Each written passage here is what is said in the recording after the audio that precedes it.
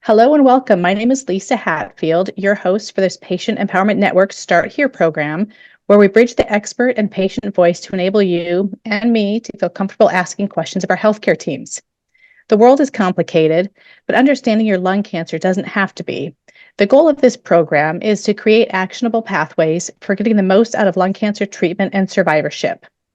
Today, I'm delighted and excited to welcome Dr. Christina Baik, a distinguished expert in the field of lung cancer. Dr. Baik serves as an associate professor in the Clinical Research Division at Fred Hutch. She also holds the position of Clinical Research Director of Thoracic Head and Neck Oncology at University of Washington. Additionally, she is an associate professor in the Division of Hematology and Oncology at the University of Washington School of Medicine. We're so happy she's joining us today. It's a pleasure to have you with us, Dr. Baik. Thank you for having me. Okay, before we dive into today's discussion, please take a moment to download the program resource guide using the QR code. This guide contains pertinent information to guide you both before and after the program. In this program, we'll provide you with a comprehensive update on the latest lung cancer news and its implications for you and your family. Following that, we'll launch into questions we have received from you. So let's start here. Dr. Baik, can you speak to the latest news and priorities for the treatment of non-small cell lung cancer? And what are the notable advancements in understanding resistance mechanisms or novel therapeutic targets? So it's a good time to be a lung cancer doc, I would say, just because there's so much advance. We're seeing different treatments be FDA approved, every other year, if not every year. So it's really good to have all these options to offer our patients. Now, the priority, however, is that not everyone is benefiting in an equal way from all these advances. And really the research priority, including my own personal research, is to really understand why some patients are benefiting and why some are not. So for example, in the immunotherapy world, which is a big advance we've had in lung cancer in the last 10 years, we know that some patients respond very well, some do not, yet we give the same sort of treatment to patients. So one thing to understand is one thing I would say is we don't personalize immunotherapies for our patients. So one of the research priorities is to really understand what are the different subgroups of patients who are going to benefit from this one type of immunotherapy treatment versus the other. So I would say that's a big priority for me as well as for the field and all the researchers, so that we're giving the right treatment to the right patient. Now, there have been advances, I would say, in this theme in those patients who are able to receive a targeted therapy. So that is a type of treatment that we give to target the genetic abnormalities that exist in a particular patient's tumor. And these treatments work very well, but at some point it stops working. But nowadays, there are certain sort of resistance mechanisms, as we call it. These are changes that occur in the tumor when a targeted therapy stops working. And we're starting to understand better in terms of the reasons for that and actually develop treatment options for those mechanisms of resistance. So I think we are starting to understand better, and I think we're going to get there in terms of personalizing immunotherapy, but there's still a lot of work to be done. Great, thank you. So just a follow-up question to that. When a patient is diagnosed with non-small cell lung cancer, is testing always done on the tumor, or do patients know what their mutations are right upon diagnosis if testing is done? So as a rule of thumb, all patients should be tested. There are exceptions. So for example, in lung cancer, there's the type that we call small cell lung cancer, and there's non-small cell lung cancer. So we usually do not do genetic testing on small cell lung cancer because often these tumors do not have a genetic abnormality for which we can actually give treatment for.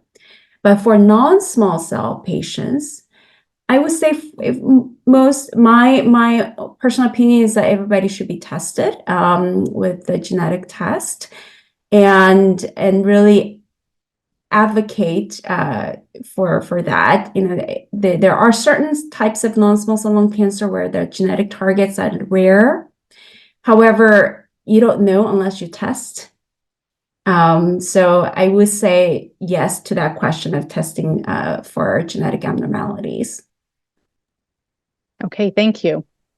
So can you speak to the priorities for newly diagnosed patients, particularly populations who may have poor outcomes? Mm-hmm.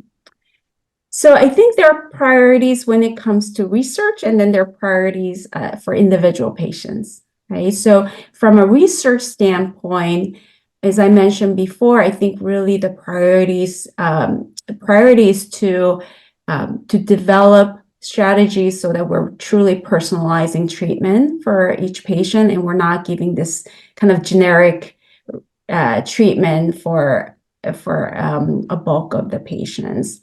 So from a research standpoint, really understanding the biology, understanding what works for what patient, I think that's extremely important. On the individual patient level, we sort of alluded to this earlier, but really knowing the cancer we're dealing with is extremely important. Know your cancer stage. Ask what your cancer stage is. Know the type of lung cancer that you have. So I would say, as of now, I can think of 12 or 13 different types of lung cancer that I want to make sure I know that patients, what the subtype is. So know your subtype of lung cancer. Ask those questions. If the knowledge is not known, if they say, your stage is not very clear, your subtype is not clear, then ask why that is, what type of additional testing that needs to be done. So I think those are the type of questions that each patient and their family member should really ask. And in terms of the poor outcome question, I think the first thing I would say is if a doctor tells you you belong to a group of patients who's going to have a poor prognosis, then ask why that is, right? And understand the reasons for that. And if that's once you understand, I think I'm a big proponent of getting second opinions. There's a lot of these treatments, and there's a lot of medical judgment involved when we recommend treatments, and you just want to get a different perspective with the same type set of information. So really being advocate for yourself, I think that's extremely important when you're first diagnosed. Great, thank you. You mentioned two things I also feel strongly about. I don't have lung cancer, I have a different type of cancer. But you said that patients and family members can ask questions. Having an advocate with you at all times, if that's possible, a family member, a friend going with you, I think is super important. And also getting a second consult to understand your diagnosis better. I appreciate you say that because some of us are a little bit reluctant to do that, maybe afraid of offending our doctors. So I appreciate that as a patient myself. So thank you. Okay, so talking about disease progression and recurrence, particularly for metastatic non-small cell lung cancer, what should patients know?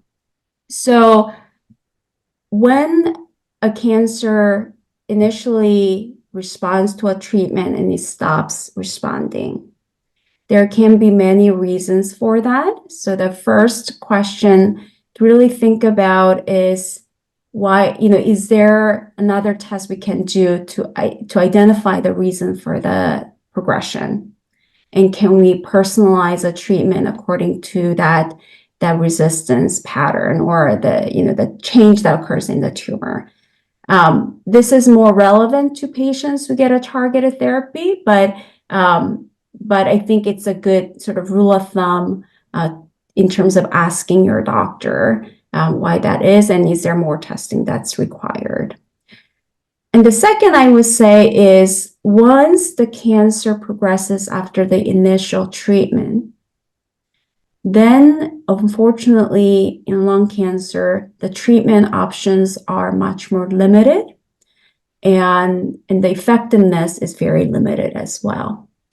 So it's really at that juncture to really seek out clinical trials. There are many trials that are out there. So really working with your doctor in identifying these trials. If there is a academic center that's close to you, at least inquiring about that.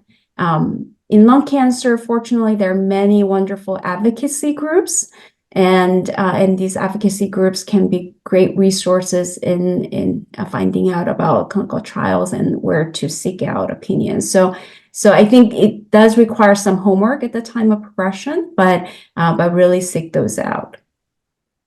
Okay, thank you. Now, if a patient does have an interest in a clinical trial, say maybe their cancer has progressed, would they seek out that trial through the academic center itself? If say maybe they live in a rural area and they don't have access, would they contact the academic center itself, or would they seek out a specialist like you first to ask about those clinical trials? So they sort of come together in a way, because a lot of the specialists are in academic centers. So I think there are two ways to go about it. One is to meet with a specialist who can give you kind of the landscape of where things are and what might be appropriate. So that's one way to do it. The other way to do it is if there is a particular clinical trial that you're really interested in, based on discussions with other patients, or through advocacy groups, if there are particular clinical trials. Usually the contact information is listed on the clinicaltrials.gov website. And the contact number is usually for the research team who can give you more information about that particular trial. Okay, that's very helpful. Thank you. And thank you for this overview. I just want to recap a couple of points that you made that's really important for patients to know. You had mentioned knowing their subtype of lung cancer, knowing their stage and knowing their mutations, and having an advocate. I think those are all really great tips that you gave. So thank you for that overview. It's that time now where we answer questions that we've received from you.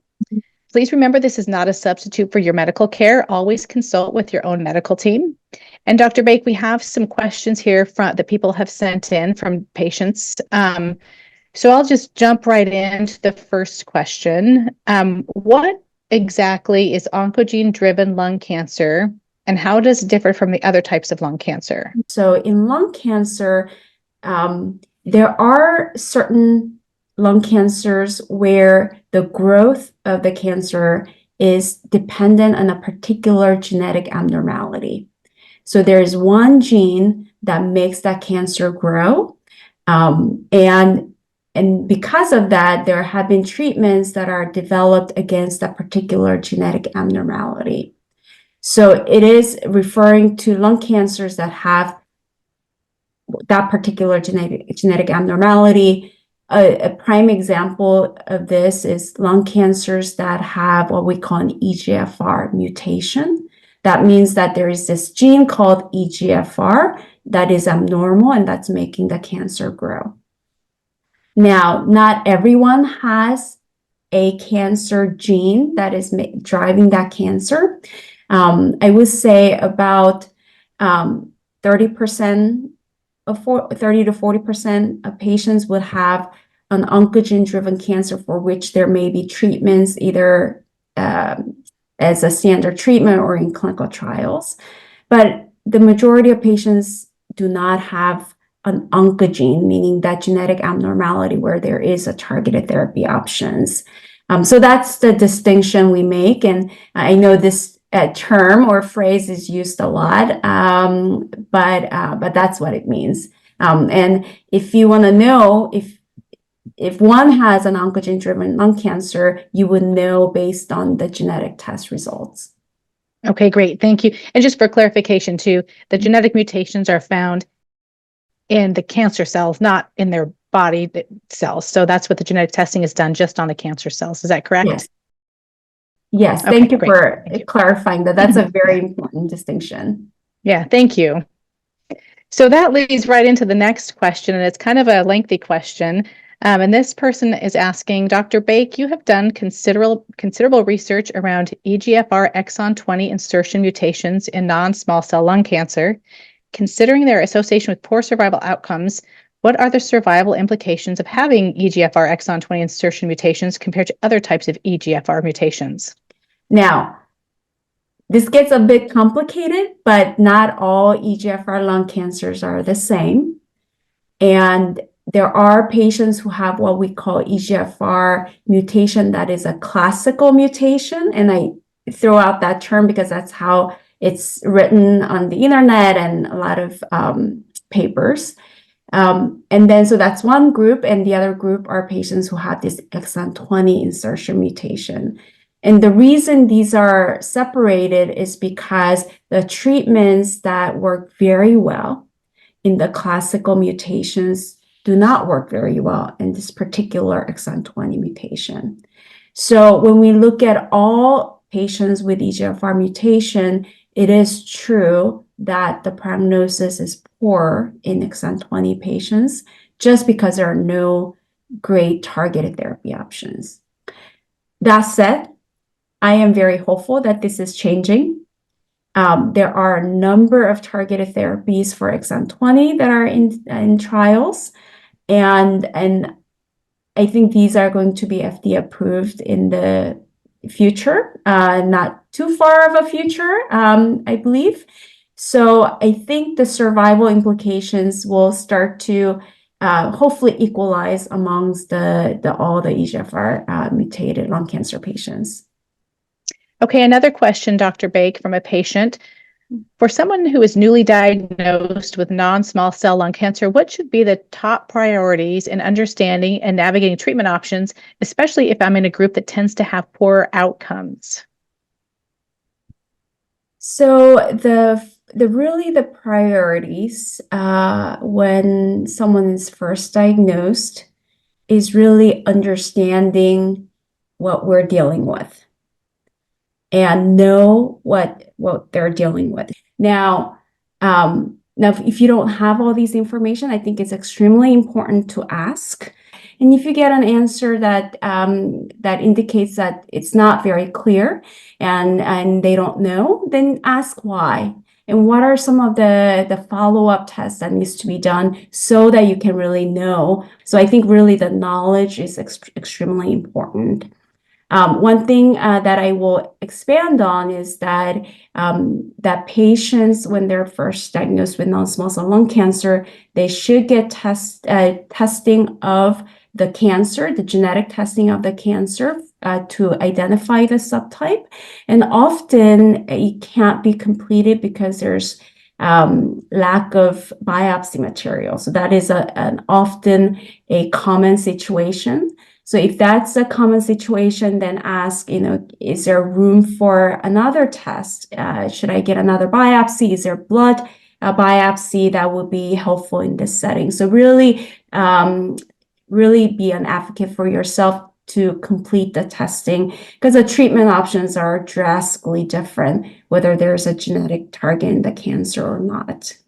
The other thing I would say in terms of poor outcomes is that if you're told that you're in a group that has poor outcomes, I think the first question would be to ask why. Why am I in that group? What about the cancer that makes it a poor outcome? And I think this is a setting where you do want to especially get a different opinion potentially, just so that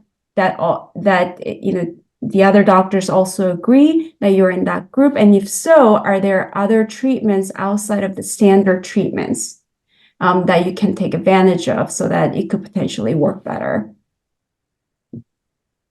Okay, thank you. So this patient mentioned that they are newly diagnosed, and I'm wondering if you can just in really general terms explain what treatment and monitoring might look like. For example, how often might this patient have to come in for treatment? what type of monitoring might be done? I know it has to be really general because every patient is so different, but can you just give a really kind of a high-level overview of what that might look like for a newly diagnosed patient? Yes, so I can speak for patients who have advanced non-small cell lung cancer, which is unfortunately still the majority of patients who are newly diagnosed. Most of them have advanced or metastatic lung cancer, meaning that the cancer has gone outside of the original area to other parts of the body. In those settings, if there is a genetic target on the cancer, often the treatment is a pill, which is great. And often they are fairly tolerable. Of course, there are exceptions, but for the most part, it is a tolerable type of treatment. So for those patients who have a pill option, and they're tolerating it well, the pills are taken at home, right? They don't have to come to a hospital for that. Initially, at least in my personal practice, we do see patients fairly often just so that we can make sure the side effects are being managed and patients are doing well. So initially, it might be every other week type of visits for the first 2 or 3 sort of first visits. So the first month or 2 may be more frequent, but once we get to a point where the treatment is working and side effects are manageable, then I'm essentially seeing them every 3 months. And they can go, I have patients who travel internationally and just come check with me every 3 months or so. So that's one type of monitoring that we do. And in this setting, we would get imaging, often with CT scans every 3 to 4 months or so. That number is not exact. There's no science behind that 3 to 4 months, but the point is that we will monitor the cancer using imaging, often with CT scans every 3 to 4 months in that setting. Now, and I do want to emphasize that that's my own personal practice. Every doctor does it a little bit differently in terms of intervals. Now, for patients who do not have a targeted therapy option, meaning there's no pill option, then often patients are receiving some form of infusional treatment. And the infusional treatments vary in terms of the frequency. So some treatments are every 3 weeks, some are every 4, some maybe every 6. So the frequency will depend on how often that particular treatment needs to be given. But I would say a very common frequency will be every 3 weeks. So patients of mine will come in every 3 weeks for their infusional treatments and get their imaging, roughly in the similar interval so that we can monitor their cancer. Okay, thank you. That's helpful. So another question, which is a big concern for many patients, I'm sure, what signs should I watch for that might indicate the cancer is coming back or progressing? And what steps can I take if I notice any concerning symptoms? Right. So the signs are often difficult to identify, mainly because the symptoms can be very similar to kind of normal symptoms, meaning, so for example, one thing we watch out for is back pain, for example, because we worry that the cancer may be going into the bone in the back. However, many of us have back pain chronically. So often it is difficult to tease out what's what. That said, what I tell my own patients as a rule of thumb is if anything is persisting. So for example, you have your usual back pain, that typically after some rest and some exercise, it usually gets better after about a week. The severity may fluctuate a little bit, but most of muscle back pains will it will change or lighten up after some time if you strained it. But if there's a particular pain in a particular part of the body that is just not going away, that's something to watch out for. Same thing with symptoms like cough, right? So I've had many patients who were diagnosed after COVID, where they would have this persistent cough after COVID, but they sort of blamed it on COVID. And after a while, since it was not going away, they sought medical care. So same thing there. If you had a viral infection, over time, the cough should get better. And if it's not, or if it's getting worse, then we really need to investigate the reason for that. So anything that's persistent, I would say that's when you want to alert your team. What I tell my own patients is that just tell us and we'll figure it out for you or with you. Don't try to kind of figure it out on your own. I do notice that I do have some patients who tell me that they feel bad about calling and complaining, quote unquote, complaining, right? And we tell them, it's not complaining, you're just reporting us. And we tell you it's nothing to worry about, just watch, or something that you need to come in for. So really work closely with your oncology team. Okay, thank you. Well, that's all the time that we have for today's Start Here Lung Cancer program. Dr. Baik, you've been a phenomenal guest. Thank you so much for sharing your experience and expertise with us. Thank you so much. It's been great. Yeah, we really appreciate your time. Yeah. And thank you all for tuning in. It's these conversations that make a world of difference for patients and their families, particularly when we can hear it from researchers on the ground floor. I'm Lisa Hatfield, and I'll see you next time.